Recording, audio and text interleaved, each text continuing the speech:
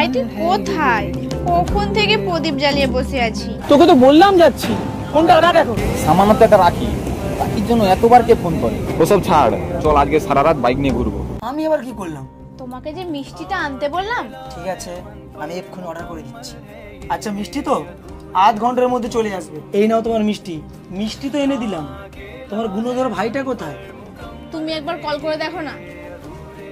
চলো, আবার ফোন করছিস কেন? বলছি আমি যাচ্ছি। আমি দাদাও বলছি। তুই যাবি যদি চল, আমি একাই চলে যাবো। তোমার দিদি তোমার জন্য অপেক্ষা করছে। তোমার ভাই আসছে রাস্তাতে।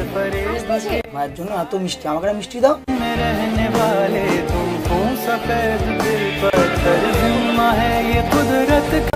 তোমার বন্ধুর অ্যাক্সিডেন্ট হয়েছে।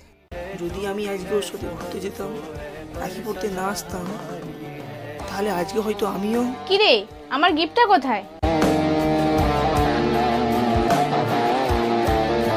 শুভ Rakhi Purnima sir. Thank you দাদা, এত রাত্রে ডেলিভারি দেওয়ার জন্য। আপনাদের পরিষেবা দেওয়ার জন্য টুইং সবসময় আছে। কি ভাবছো এত?